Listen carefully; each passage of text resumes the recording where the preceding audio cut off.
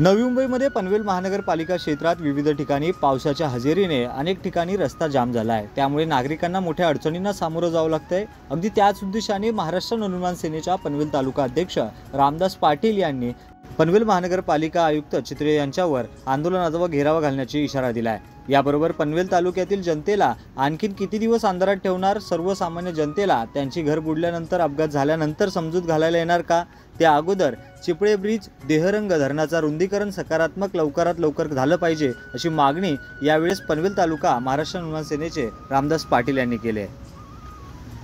मागणी पूर्ण झाल्यात किती केस लावल्या तरी सहन करू, तालुक्यातील जनतेसाठी नेहमीच मनसे तत्पर असते, स्थानिक लोकांना पुराने डुबून देणार नाही, आता फक्त इशारा आहे, कामाला गती वेग लवकरात लवकर आला पाहिजे, अन्यथा अधिकाऱ्यांना खुर्ची कसे पाण्याखाली डुबते हे दाखवून देऊ। यावेळेस पनवेल तालुका अध्यक्ष रामदास पाटील, पनवेल तालुका सचिव अमोल पाटील, पनवेल तालुका सचिव दिनेश मांडवकर सुक्कर, विभाग अध्यक्ष राज क्षीरसागर सुकापूर, उपशाखा अध्यक्ष संतोष गायकवाड विचुंबे, विभाग अध्यक्ष धनाजी पाटील आदी पदाधिकारी यावेळेस उपस्थित होते। पाहूया या संदर्भात महाराष्ट्र 36 चा स्पेशल रिपोर्ट।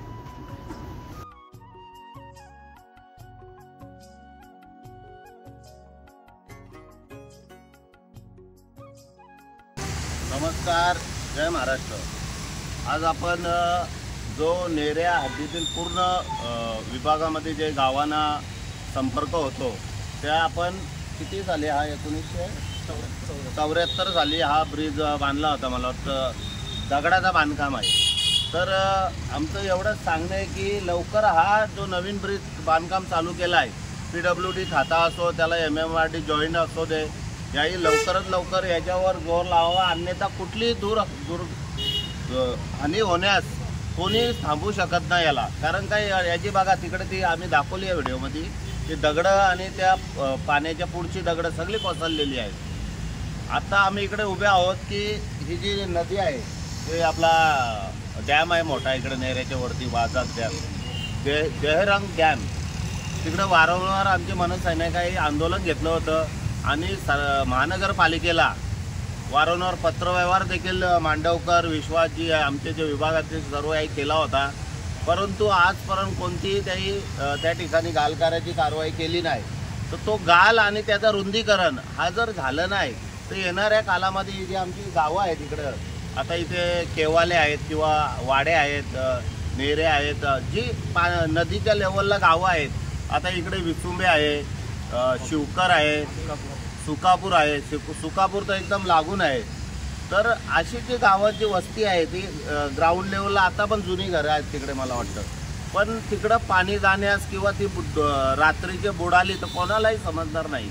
तर अशा वेळी जे महानगरपालिकेचे जे आपले चितले वाटतं नवीन आलेत आयुक्त चितले साहेब आहेत, त्यांना पण आमचं आव्हान आहे की आपण हा आढावा लवकरात लवकर वरिष्ठांना शासनाला पोहोचवावा, जेणेकरून हा जो देहरंग धरण आहे हा दुप्पट 2 पटीने मोठा झाला पाहिजे।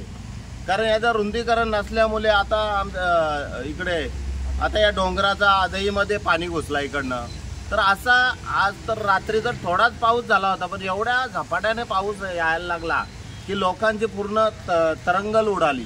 तर अशामध्ये आमचं सांगणं आहे की आमचं मनसैनिक देखील त्यांना विविध प्रकारची सहकार्य करतीलच, पण तहसीलदार साहेबांना आमची विनंती आहे, ज्या आपत्कालीन व्यवस्था आहे त्यांना देखील आमचं सांगणं आहे की अशा वेळी लोकांना मदत होतच असते, पण जीव त्यांचं वाचवणं हा खूप महत्त्वाचा आहे।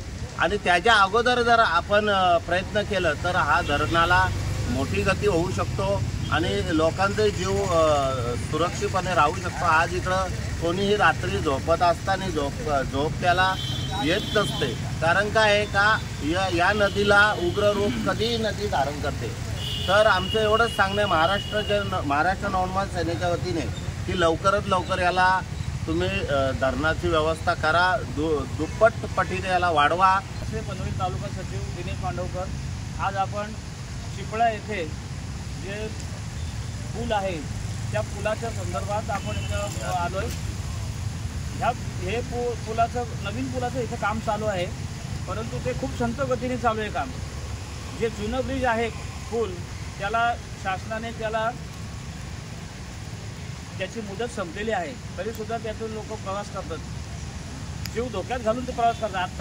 आज सकाळी जो पूल झाला त्याच्यामध्ये त्या जुन्या पुलाला पाणी लागलं होतं आणि नवीन ब्रिजचं काम सुद्धा संथ गतीने चालू आहे. उद्या काही मनुष्याने झाले असेल त्याला कोण जबाबदार? तरी ह्या शासनाला ह्या मार्गात मी विनंती करतो की नवीन पुलाचं काम लवकरात लवकर संपवावं आणि तो जनतेसाठी खुला करावा. नवीन जो जुना पूल आहे तो कधीही पडण्याच्या ह्याच्यात आहे. कुठंही नुकसान होऊ नये यासाठी शासनाने गांभीर्याने ही दखल घ्यावी. जय हिंद, जय महाराष्ट्र. नमस्कार, जय महाराष्ट्र. मी अमोल पाटील, तालुका सचिव मिळते. तर आज आपण इथे चिपळा ब्रिजवरती आलेलो आहे.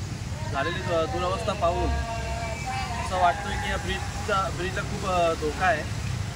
तर शासनाला माझी विनंती आहे की लवकरात लवकर त्यांनी याचा विचार करून जो नवीन ब्रिज जो रखडला आहे तो त्यांनी त्वरित लवकरात लवकर त्याचं काम म्हणजे जोरात करून तो पूर्णपणे करावा अशी मला आपणास विनंती आहे.